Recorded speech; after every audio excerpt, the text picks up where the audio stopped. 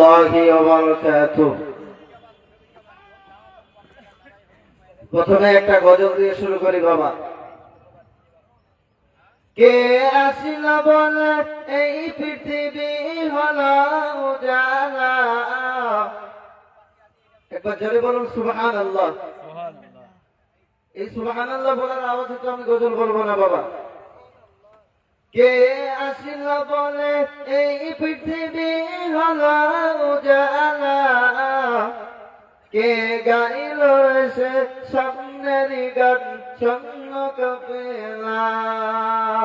কে আসিল বলে এই পৃথিবী হলো উজালা, কে গাইল সে স্বপ্নের গান শূন্য কাফেলা। ও হাশিম মক্কি, ও হাশিম মক্কি মদনী সঙ্গে মদিনা, ও প্যারা নবী প্যারা নবী প্যারা মদিনা, ও প্যারা মদিনা। কে আসিল বলে এই পৃথিবী হলো উজালা, কে গাইল এসে সামনের গান সঙ্গ কাফেলা। হযরত ওমর দোয়াতে কত নবীর দারে যায়, জোরে বলুন সুবহানাল্লাহ। হযরত ওমর দোয়াতে কত নবীর দারে যায়, নূরানি ওই চেহারা দেখে ওমর ফিদা হয়ে যায়। যার রূপের জ্যোতি, যার রূপের জ্যোতি দেখে নবী হয়ে যায় দিওয়ানা। ও প্যারা নবী প্যারা নবী প্যারা মদিনা, ও প্যারা মদিনা। কে আসিল বলে এই পৃথিবী হলো উজালা, কে গাইল এসে সামনের গান শূন্য কাফেলা। যে নবী এসে ধন্য রস ধন্য জামানা, যদি বলুন সুবহানাল্লাহ। যে নবী এসে ধন্য রস ধন্য জামানা, সেই নবী আমার আছেন শুয়ে সোনার মদিনায়। কে আসিল বলে এই পৃথিবী হলো উজালা, কে গাইল এসে সামনের গান শূন্য কাফেলা। আলহামদুলিল্লাহ নাহমাদুহু ওয়া নাস্তাঈনুহু ونستغفره ونؤمن به ونتوكل عليه ونعوذ بالله من شرور أنفسنا ومن سيئات أعمالنا. من يهده الله فلا مضل له ومن يضلله فلا هادي له. ونشهد أن لا إله إلا الله وحده لا شريك له. ونشهد أن سيدنا وحبيبنا ومولانا محمدا عبده ورسوله. فقد قال الله تعالى في كلامه المجيد والفرقانه الحميد: أعوذ بالله من الشيطان الرجيم. كل نفس ذائقة الموت. وقال النبي صلى الله عليه وسلم: خيركم من تعلم القرآن وعلمه. وقال الله تعالى: وفي موضع آخر: إن الله وملائكته يصلون على النبي يا أيها الذين آمنوا صلوا عليه وسلموا تسليما.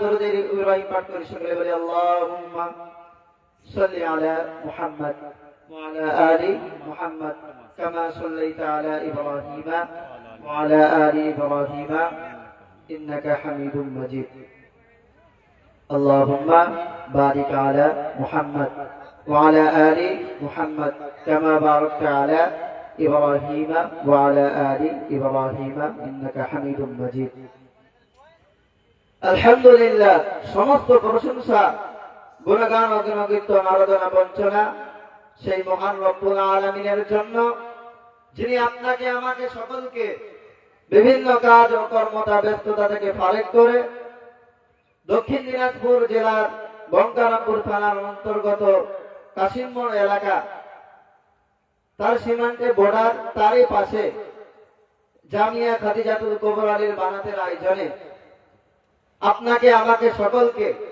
আসার বসার শোনার তৌফিক দান করলেন। মহান আল্লাহ পাকের শুকরিয়া আদায় করি, মুহাব্বতের সঙ্গে আওয়াজ করে উচ্চ স্বরে বলি আলহামদুলিল্লাহ। আর একবার জোরে সরে বলি আলহামদুলিল্লাহ। তারপরে জানাই পেয়ারা রাসূল সাল্লাল্লাহু আলাইহি ওয়াসাল্লামের উপরে শত শত কোটি কোটি দরুদ ও সালাম বর্ষিত হোক ও গর্বিত হোক। সকলে বলি আল্লাহুম্মা আমিন।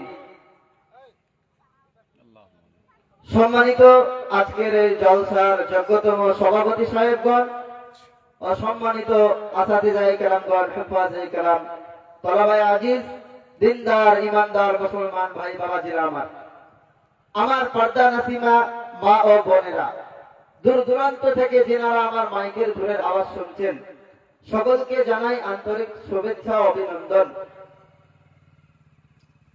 মহান আল্লাহ পাক চাইলে আমাদেরকে আজকে কোন নার্সিংহোমের বেডে বা কোন হসপিটালের বেডে রাখতে পারতো কিনা ধরে বলে? রাখতে পারতো, কিন্তু আল্লাহ পাক আমাদেরকে এই রহমতের বরকতের মজলিসে বসার সুযোগ দান করেছেন। বলি আলহামদুলিল্লাহ। আমি এই জায়গায় এসে বড় খুশি বাবা। এখানে দুইজন আমাকে শিক্ষক নিয়ে আসলো, এসে আমার মেহমানদারি করালো। বয়সে হয়তো বড় হতে পারে, কিন্তু তিনাদের যে আদব কায়দা আখলাক সম্মান দেখলাম, তাদের দ্বারাই বুঝতে পেরেছি মাদ্রাসাতে কি শিক্ষা এবং কিরকম পরিবেশ কাটে, কিরকম পড়াশোনা করানো হয়। আপনারা ভাবছেন যে মাইকের আওয়াজ, আমি আপনাদেরকে প্রথমেই বলি বাবা, আমরা এই জায়গায় এসে বুঝতে পেরেছি এটা একটা রহমতের বরকতের জান্নাতি বাগান। বলুন সুবহানাল্লাহ। কোন বাগান?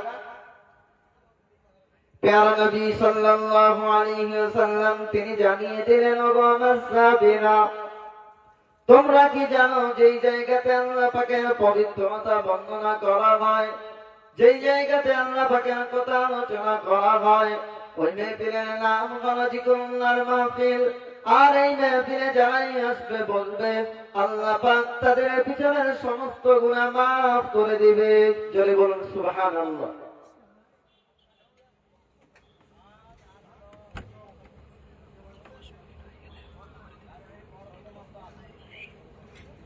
এই কথা শোনার পরে বাবা, একজন সাহাবা দাঁড়িয়ে গেছে। নবীজির সামনে কথা বলার মতো কোনো ক্ষমতা নাই। ওই সাহাবীর নাম জাবের সাহাবী রাদিয়াল্লাহু তাআলা, তিনি দাঁড়িয়ে গেছেন। আল্লাহর নবী দেখতে পেলেন, বলতে লাগলেন, ও সাহাবা জাবের, তুমি দাঁড়িয়ে গেছো কেন? তোমার কি কোনো প্রশ্ন আছে নাকি? জাবের সাহাবী রাদিয়াল্লাহু তাআলা তিনি বলতে লাগলেন, ইয়া রাসূলুল্লাহ, হাবিবাল্লাহ, আপনি বললেন যেই জায়গাতে আল্লাহ পাকের কথা আলোচনা করা হয়, যেই জায়গাতে আল্লাহ পাকের পবিত্রতা বর্ণনা করা হয়, ওটা হলো রহমতের বরকতের জান্নাতি মাহফিল। আর এই মেহফিলে যারাই আসবে বলবে আল্লাহ পাক তাদের পিছনের সমস্ত গুনাহ মাফ করে দিবে। ইয়া রাসূলুল্লাহ, হুজুর গো, আমার একটা প্রশ্ন আছে। প্রশ্ন হলো, ওয়া ইনসানা ওয়া ইনসারাকা ফিল মাজালিসি, যদি এই মেহফিলে কোনো জেনা করনেওয়ালা বা চুরি করনেওয়ালা আসে বসে, তবু কি আল্লাহ পাক তাদের পিছনের সমস্ত গুনাহ মাফ করে দিবে? প্যারা নবী সাল্লাল্লাহু আলাইহি ওয়াসাল্লাম সেই সময় জানিয়ে দিলেন, ও আমার সাহাবারা, এই মেহফিলে যারাই আসবে বলবে অন্য হাদিসে আছে কাবালাদাতু উম্মিহি, শেষ দোয়াটা করে যখন যাবে আমার ভাইরা, মায়ের পেট থেকে যেমন জন্মগ্রহণ করলে ওই বাচ্চার যেমন কোনো গুনাহ থাকে না, ওই বাচ্চাকে মাসুম বলা হয়, নিষ্পাপ। আপনি আমি যখন সকলেই যাব শেষ দোয়া করে, আমার আল্লাহ পাক চাইলেই আমাদেরকে মাসুম শিশুর নয় বানিয়ে দিবেন। জোরে বলুন সুবহানাল্লাহ। তাহলে আমরা প্রত্যেকে শেষ দোয়া করে যাবো তো বাবা, ইনশাআল্লাহ। হাত তুলে বলি, হাত তুলে বলি না বাবা, ইনশাআল্লাহ।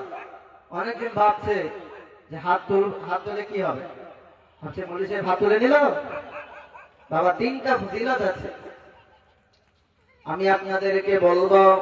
কোরআন শরীফ 30 নম্বর পারা, 30 নম্বর পারা একটা সূরা আছে কোরআন শরীফের ভিতরে, 22 নম্বর পারায় শুনো ওই সূরাটা, আর 23 নম্বর পারায় শেষ।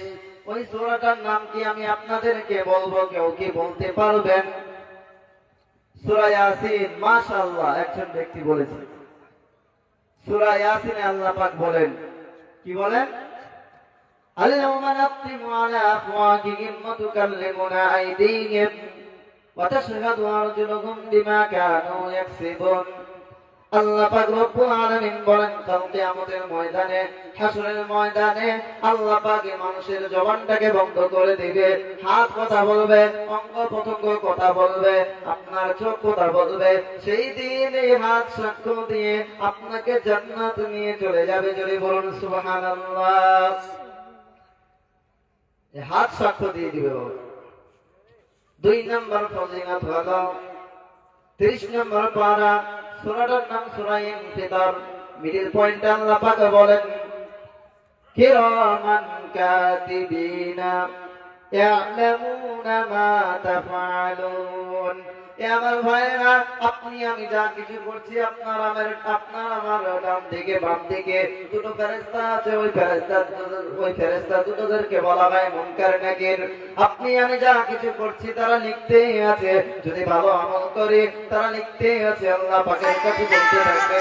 আর যদি খারাপ আমল করি আমার ভাইরা, তারা লিখতেই আছে। ওই আপনি বসে আছেন, কিয়ামতের দিনে সাক্ষ্য দিয়ে দেবে, মাবুদ গো, মওলা, তোমার দিনে তোমার নবীজির কথা, কোরআনের হাদিসের কথা মওলা, আমি মাটির সাক্ষ্য দিচ্ছি। এই মাটির উপরে বসে শুনেছি মামা, দিয়ে চলে যাবে বাবা। এ বাবা, আমি এলো, অনেকেই চলে গেল, একদিন আপনার আমার আপনাকে আমাকেও চলে যেতে হবে। নাই কাশিম মোড় এলাকার মানুষরা মরবে না বাবা, কি বলছেন আপনারা? সকলকেই চলে যেতে হবে। এই জন্য গজলের মাধ্যমে কবি কি বলে, কেমন করে ঘুমাও তুমি, কেমন করে ঘুমাও তুমি, ফজর কর কাজা, এমন তো হতে পারে জহরে জানাজা। ঠিক না বেঠিক? হতে পারে না, পারে না? কেমন করে ঘুমাও তুমি, কেমন করে ঘুমাও তুমি, ফজর কর কাজা, এমন তো হতে পারে জহরে জানাজা।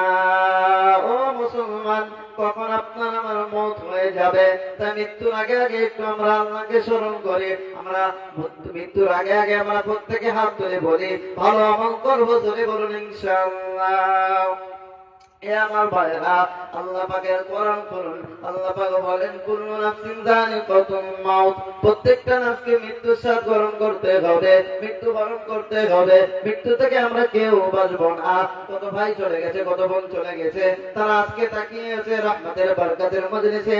আমরা কবরে চলে গেছি, আমাদের সন্তানরা তারা আজ কবরের ভিতরে তাকিয়ে আছে। তা আমাদের ছেলেরাই রহমতের বরকতের মজলিসে একটু আমাদের জন্য দোয়া করবে। তারা আজ বড়ই আনন্দিত, তারা আজ বড়ই আনন্দিত আছে বাবা। দয়ার নবী, মায়ার নবী, তিনি জানিয়ে দিলেন, ওগো আমার সাহাবারা, তোমরা দুনিয়াতে বেঁচে থাকতে থাকতে তোমরা ভালো আমল করো। ভালো আমলটা কি আমি আপনাদেরকে বলি আবার ভাইরা, কোরআন শরীফ পড়ুন 30 নম্বর পারা, সূরাটার নাম সূরা জিলজাল, শেষের দুটো আয়াতে আল্লাহ পাক বলেন, ফামান ইয়ামাল মিসকালা যাররাতিন খায়রান ইয়ারা ওয়া মান ইয়ামাল মিসকালা যাররাতিন শাররান ইয়ারা। দয়ার নবী সাল্লাল্লাহু আলাইহি ওয়াসাল্লাম তিনি জানিয়ে দিলেন, ওগো আমার সাহাবারা, তোমরা দুনিয়াতে বেঁচে থাকতে থাকতে জিন্দেগিতে যদি তোমরা ভালো আমল করতে পারো, আল্লাহ পাক তার বদলা দিয়ে দিবে। আর যদি খারাপ আমল করো, তার সাজা তোমাকে নিতে হবে, তার সাজা তোমাকে নিতে হবে।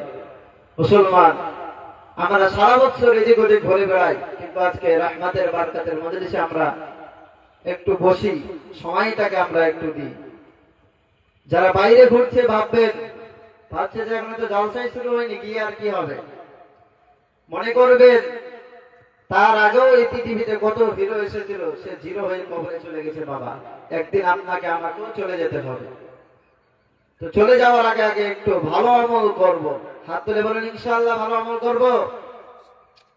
এ আমার ভাইরা, আমি আপনাদের সামনে যে ওয়াজটা শুরু করব ভাবছিলাম, আল্লাহ নবী সাল্লাল্লাহু আলাইহি ওয়াসাল্লাম এই পৃথিবীতে যখন এসেছিলেন, আল্লাহ নবী সাল্লাল্লাহু আলাইহি ওয়াসাল্লাম নবী আমার 63 বছর বেঁচে ছিলেন। বলুন সুবহানাল্লাহ। 63 বছর বেঁচে থাকতে থাকতে নবী আমার কখনো মিথ্যা কথা বলে নাই। নবী আমার কখনো মিথ্যা কথা বলে নাই। নবী কখনো মিথ্যা কথা বলে নাই। দয়ার নবী সাল্লাল্লাহু আলাইহি ওয়াসাল্লাম নবী আমার মক্কাতে যখন আল্লাহ পাক যদি এই পৃথিবীতে যদি বিশ্ব নবী সাল্লাল্লাহু আলাইহি সাল্লামকে যদি না পাঠাতো, আমার ভাইরা, আল্লাহ পাক এই পৃথিবীতে জমিন আসমান কোন কায়নাত কিছু সৃষ্টি করতো না। দয়ার নবী মায়ার নবী সাল্লাল্লাহু আলাইহি সাল্লাম এই পৃথিবীতে আসবে, আল্লাহ পাক রব্বুল আলামিনের সূর্য খুশি, জমিন আসমান খুশি, জোরে বলুন সুবহানাল্লাহ। এ আমার ভাইরা, আল্লাহ নবী যখন এই পৃথিবীতে এসেছিলেন, আসার পরে মক্কাতে 13 বছর ইসলামের দাওয়াত প্রচার করেছিলেন। কত বছর বললাম, জোরে বলেন? 13 বছর। 3 বছর নবীজি গোপনে গোপনে ইসলামের দাওয়াত প্রচার করলো। 21 জন তিনারা ইসলাম গ্রহণ করেছিলেন। কত বছর বললাম? 3 বছরে 21 জন তিনারা গোপনে গোপনে ইসলাম গ্রহণ করেছিলেন। আল্লাহ নবী আমার বড় আশা নিয়ে নবী আমার ইসলামের দাওয়াত প্রচার করে চলে এসেছে। আমার ভাইরা, আল্লাহ পাক রব্বুল আলামিন জানিয়ে দিলেন, এ আমার হাবিব, তোমাকে আর ঘরের ভিতরে থাকতে হবে না। আবু জেহেল, উতবা, সাইবা তারা এদিকে মাশওয়ারা নিল, সিদ্ধান্ত নিল, বলে মুহাম্মদকে যদি আমরা শেষ না করে দেই, আমাদের বাপ দাদার ধর্মকে তারা রাখবে না, তারা শেষ করে দিবে, সে মিটিয়ে দিতে চায়। তারা গোপনে গোপনে সিদ্ধান্ত নিল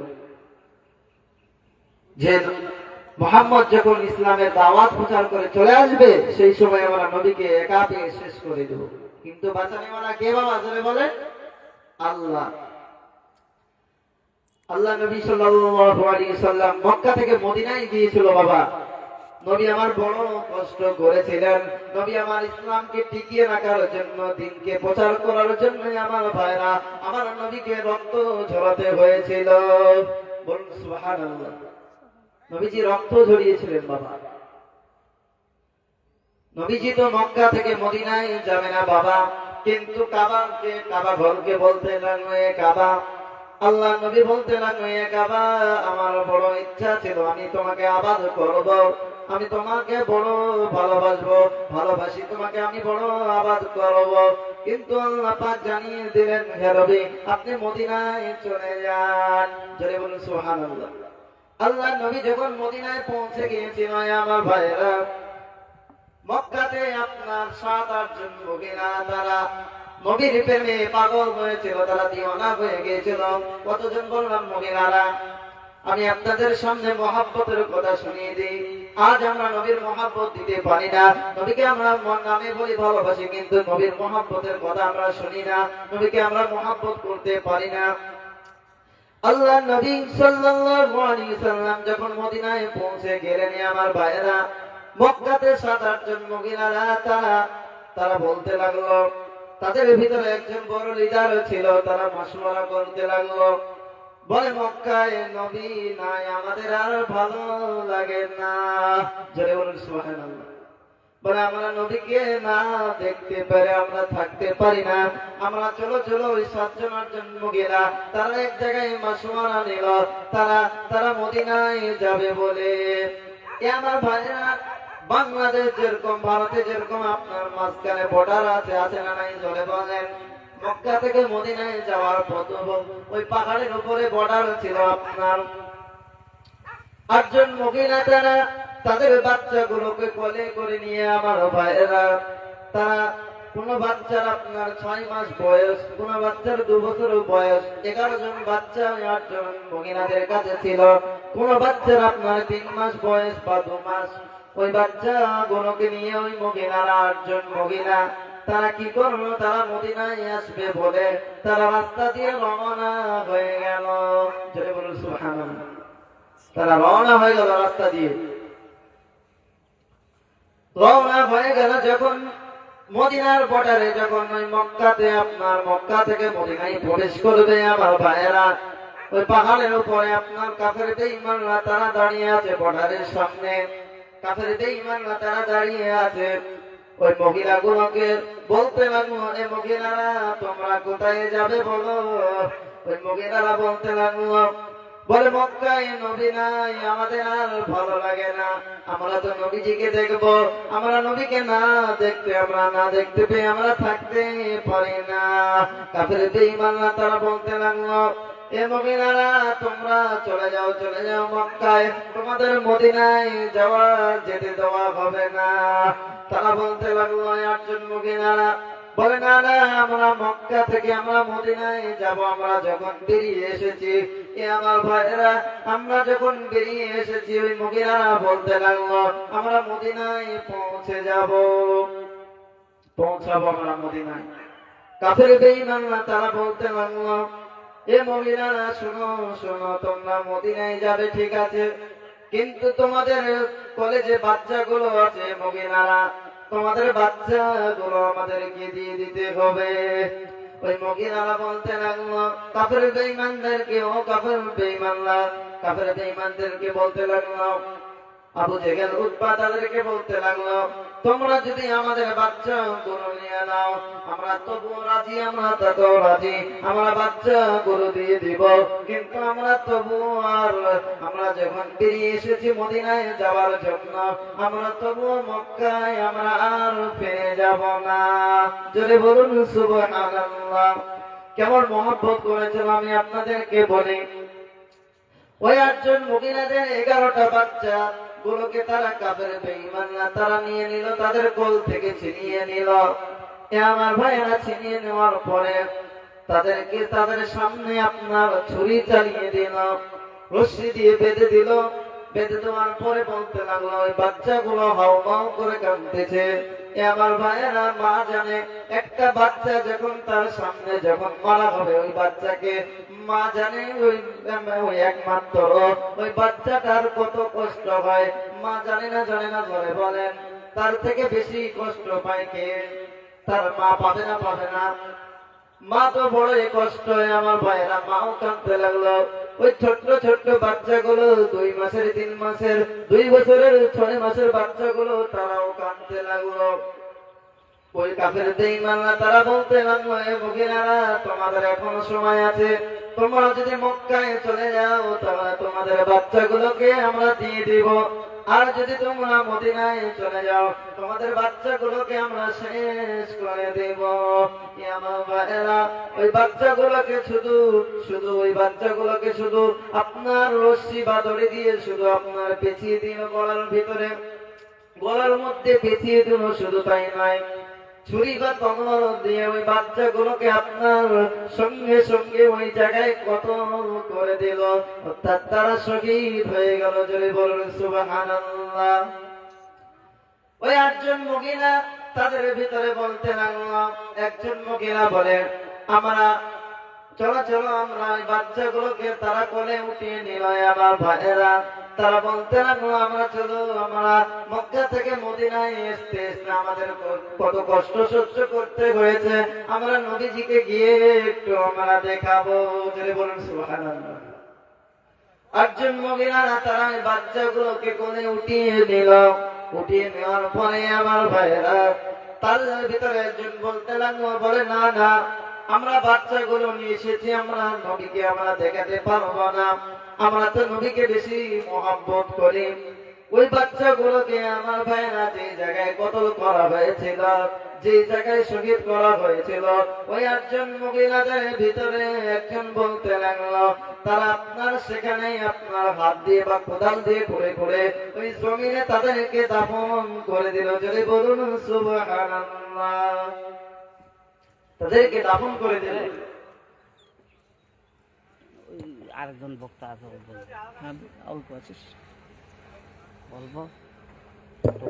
জি, আমি আপনাদেরকে যে ঘটনা বলছিলাম, আমার পরে যিনি বক্তা আছেন তিনি উপস্থিত হয়ে গেছেন, তো আমাকে একবার সিগন্যাল দিয়ে দিল। তো আর একটুখানি আছে যে ঘটনাটা, সেটা বলে আমি শেষ করে দেব। ওই বাচ্চাগুলো যখন চলে আসলো আমার ভাইয়েরা, ওই বাচ্চাগুলোকে শহীদ করে দিয়ে এবার জন্য গেলারা তারা মদিনায় পৌঁছে গেল। মদিনার একজন লোক দেখতে পেল, বলে মদিনারা তোমরা কান্না করছো, তোমরা কাঁদো কেন, কিসের জন্য বলো? বলে আমরা না না, আমরা বলতে পারবো না, আমরা যে নবীকে দেখার জন্য আমাদের বাচ্চাগুলোকে আমরা শহীদ করে দিয়েছি, আমাদের কষ্ট এত হয়েছে, আমরা শহীদ করে দিয়েছি, আমরা শুধু একমাত্র নবীকেই বলবো। যদি বলুন সুবহানাল্লাহ। এ আমার ভাইয়েরা, আল্লাহ নবী সাল্লাল্লাহু আলাইহি ওয়াসাল্লাম মদিনাতে আপনার মসজিদে নববীতে সাহাবাদেরকে বায়ান দিচ্ছিলেন, কোরআনের তালিম দিচ্ছিলেন। সেই সময়ে ওই মদিনার একজন ব্যক্তি এসে বলতে লাগলো, হে নবী, আপনাকে দেখানোর জন্য নবী মক্কা থেকে একজন মহিলারা এসেছে। হে নবী, তাদের বাচ্চাগুলোকে তারা তাদের আপনার ঘাড়ে আপনার কোলের মধ্যে দেখলাম, হে নবী, আপনার রক্ত ঝরে আছে, ঝরে ঝরে পড়তেছে। হে নবী, তারা আপনাকে দেখানোর জন্য এসেছে। পেয়ারা নবী সাল্লাল্লাহু আলাইহি ওয়াসাল্লাম কাঁদতে লাগলেন, দু চোখের পানি ঝরে দিয়ে আমাদের সামনে বক্তব্য পেশ করতে করতে আমার ভাইয়েরা মসজিদের নববী থেকে আল্লাহর নবী বেরিয়ে আসলেন। আর ওই একজন মহিলা তারা নবীকে দেখতে পেল। দয়ার নবী সাল্লাল্লাহু আলাইহি ওয়াসাল্লাম বলতে লাগলেন, হে মহিলারা তোমরা কান্না করো কেন, কিসের জন্য কাঁদো কেন বলো? আর তোমাদের এই কোলের মধ্যে রক্ত কেন ঝরে ঝরে পড়তেছে বলো? ওই মহিলারা বলতে লাগলো, হুজুর, ইয়া রাসূলুল্লাহ, হাবিবাল্লাহ, আমরা মক্কা থেকে এসেছি আপনাকে দেখার জন্য হুজুর, আমাদেরকে কত কষ্ট সহ্য করতে হয়েছে হুজুর, আমরা আপনাকে বলবো। হুজুর, আমাদের কোলেতে 11টা বাচ্চা ছিল হুজুর, কোন বাচ্চার বয়স কোন হুজুর আপনার 3 মাস বা 6 মাস বা 2 বছরের বাচ্চা হুজুর। ওই 11টা বাচ্চা হুজুর তারা কাফেরদের ঈমান না, তারা আমাদের কাছ থেকে কেড়ে নিয়েছে। শুধু তাই নাই হুজুর, তারা শুধু কেড়ে নেয় নাই, তারা শহীদ করে দিয়েছে। জোরে বলুন সুবহানাল্লাহ। পেয়ারা নবী সাল্লাল্লাহু আলাইহি ওয়াসাল্লাম সেই সময় বলে দিলেন, لا يؤمن أحدكم حتى أكون أحب إليه من والده وولده والناس أجمعين। তোমরা পরিপূর্ণ ঈমানদার হতে পারবে না যতক্ষণ পর্যন্ত তোমার পিতা মাতা সন্তান আওলাদ অপেক্ষা টাকা পয়সা জমি বাড়ি গাড়ি তার থেকে বেশি আল্লাহ তার রাসূলকে বেশি ভালোবাসবে। জোরে বলুন সুবহানাল্লাহ। ওই মহিলা তারা বলতে লাগলো, হুজুর, আপনি তো বলেছেন হুজুর অতক্ষণ পর্যন্ত ঈমানদার হতে পারবে না হুজুর, আমরা তো আমাদের প্রাণের থেকে আমাদের জানের থেকে হুজুর আপনাকে বেশি মহব্বত করি হুজুর, ভালোবাসি। আমাদের সন্তানগুলোকে হুজুর আমরা আপনার রাহে আল্লাহর রাহে দিয়ে দিয়েছি। জোরে বলুন সুবহানাল্লাহ। তো একটা গজল বলি নাকি? গজল বলে একটু ভালো হয়। হৃদয়ের গভীরে রেখেছি যারে, এতিম নবীরে আমার প্রিয় নবীরে, এতিম নবীরে আমার প্রিয় নবীরে। জোরে বলুন সুবহানাল্লাহ। এই সুবহানাল্লাহ আওয়াজে তো আমি গজল বলবো না বাবা। হৃদয়ের গভীরে রেখেছি যারে, এতিম নবীরে আমার প্রিয় নবীরে,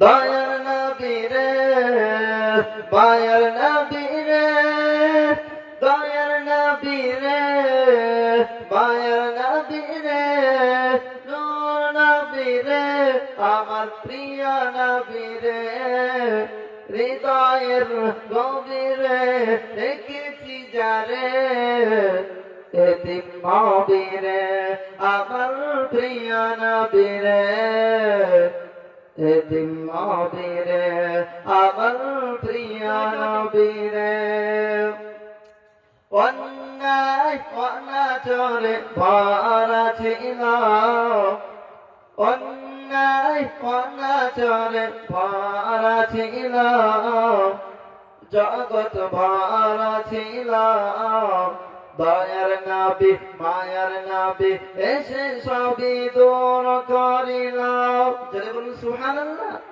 দয়ার নবী মায়ার নবী এসে সবই দূর করিল এমন নবীর সম্মান কি করে করি বায়ান এমন নবীর সম্মান কি করে করি বায়ান সেই নবীর গাই গুণগান প্রেমের সুরে হৃদয়ের গভীরে রেখেছি জানে এতিম নবী রে আমার প্রিয় নবী রে নূর নবী রে আমার প্রিয় নবী রে দ্বিতীয় বক্তা যিনি আছেন তিনি আমাদের সামনে উপস্থিত হয়ে গেছে অনেক দূর থেকে এসেছে ইনশাআল্লাহ আমি এখান থেকে আমার বক্তব্য শেষ করছি আপনারা ওনার মূল্যবান কথা শুনবেন আসসালামু আলাইকুম ওয়া রাহমাতুল্লাহ